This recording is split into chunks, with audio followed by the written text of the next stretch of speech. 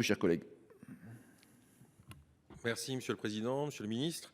Lors du premier Conseil de l'Union européenne sous présidence française, le 17 janvier 2022, vous avez fait de la mise en place des clauses miroirs une priorité européenne. Évoquée à plusieurs reprises par le Président de la République, ces mesures imposeraient aux partenaires commerciaux qui souhaitent exporter leurs produits agricoles vers l'Union européenne de se conformer au préalable à ces normes sanitaires et environnementales.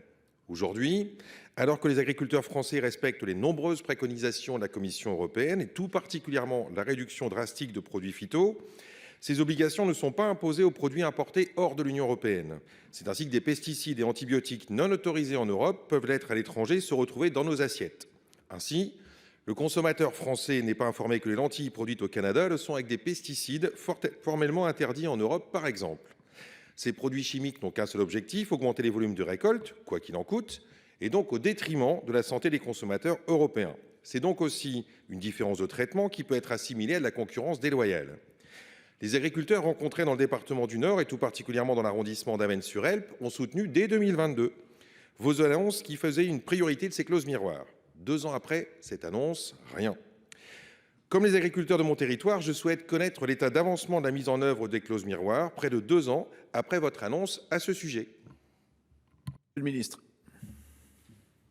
Merci Monsieur le Président, merci Monsieur le Sénateur Cambier de votre question. Pardon de vous dire qu'on ne peut pas dire rien. D'abord, c'est nous qui avons mis à l'agenda européen cette question des clauses miroirs qui n'existait pas dans l'agenda européen du tout. C'est mon prédécesseur, Julien Denormandie, et le Président de la République qui, dans effectivement la présidence française, a décidé d'inclure les clauses miroirs. Oui, on a besoin de mettre des clauses miroirs, et je vais vous expliquer comment on essaie de le faire, dans l'ensemble des accords internationaux et de faire en sorte qu'ils avancent dans ce cadre-là. Ça justifie aussi du fait que dans un certain nombre de cas, on ait refusé des accords.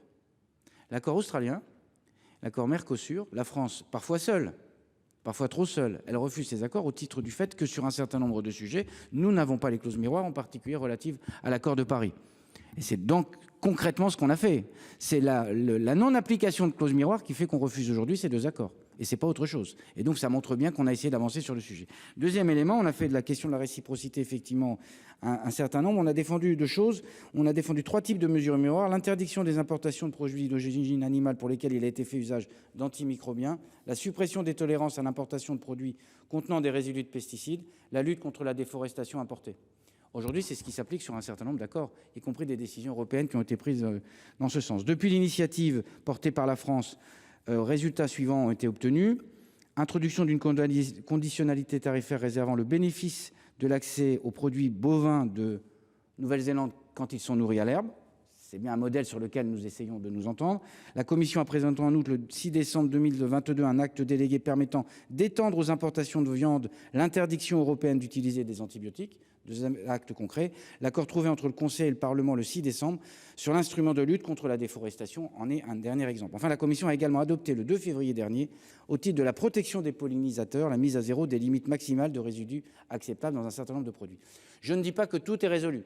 Mais en tout cas, on essaie, à chaque fois qu'on a des discussions sur les questions commerciales et des échanges sur les questions commerciales, de faire en sorte qu'on puisse incrémenter ces clauses miroirs, parce que s'il n'y a pas ces clauses miroirs, il y a de la distorsion de concurrence qui se crée avec les agriculteurs. Ce n'est pas une équivalence absolue.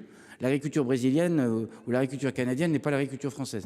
Mais en tout cas, dès lors que ça crée de la distorsion de concurrence, il faut continuer à travailler sur ce que nous faisons sur les clauses miroirs. Merci Monsieur le ministre. Chers collègues, pour 42 secondes.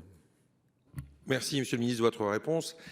En effet, nos agriculteurs méritent une égalité de traitement, que ce soit vis-à-vis des produits qui sont en provenance de l'extérieur de l'Union européenne comme à l'intérieur de l'Union européenne.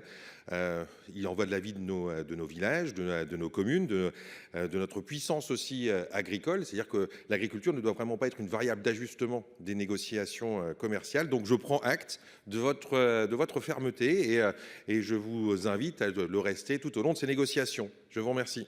Merci, chers collègues.